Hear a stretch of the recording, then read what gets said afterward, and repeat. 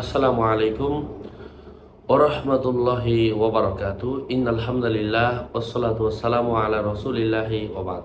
সম্মানিত প্রিয় উপস্থিতি, আজকের এই ভিডিওতে আলোচনা করব হিংসুকের অনিষ্টতা থেকে, হিংসুকের হিংসা থেকে, হিংসুকের ক্ষতি থেকে বাঁচার আমল। কোন আমল করলে আপনি হিংসুকের হিংসা থেকে বাঁচবেন? আলোচনা বুঝতে সাথেই থাকবেন। যারা এখনও চ্যানেলটি সাবস্ক্রাইব করেননি, সাবস্ক্রাইব করতে ভুলবেন না। ভেরিফাই চ্যানেলের ডিসক্রিপশন বক্সে ক্লিক করলে আমার পেজ এবং আইডি আসবে। এটা ছাড়া আলাদা অন্য কোনো পেজ নেই, আইডি নেই, ইমো নেই, হোয়াটসঅ্যাপ নেই, টিকটক নেই। আমার নাম ছবি দেখে বিভ্রান্ত হওয়া যাবে না। প্রত্যেক ভিডিওতে আলাদা আমি সাবধান করি, সতর্ক করি। যাই হোক, সম্মানিত প্রিয় উপস্থিতি, সেই আমলের নিয়মটা কি? কোনো বাদশাহ, আমির, জ্ঞানী, বড় আলেম, বিদ্বান, যে কাউকে নিয়ে কেউ হিংসা করুক না কেন, হিংসুকের হিংসা থেকে আপনি বাঁচবেন এই আমলের মাধ্যমে ইনশাআল্লাহ। এই আমলের নিয়ম হচ্ছে সকালবেলা 3 বার এবং সন্ধ্যাবেলা 3 বার। সকালে 3 বার, সন্ধ্যাবেলা 3 বার। হিংসুকের হিংসা আপনার কোনো ক্ষতি হবে না এই আমলের মাধ্যমে।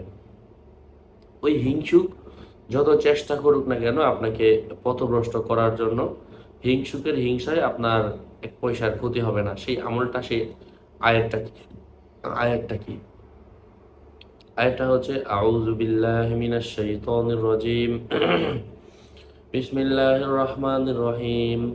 কুল ইন্নাল ফাদলা বিয়াদিল্লাহি ইউতিহি মান ইয়াশা ওয়াল্লাহু ওয়াসিউন আলিম ইয়াখতাসসু বিরহমাতিহি মান ইয়াশা ওয়াল্লাহু যুল ফাদলিল আযীম। ভেঙে ভেঙে বলছি, কুল ইন্নাল ফাদলা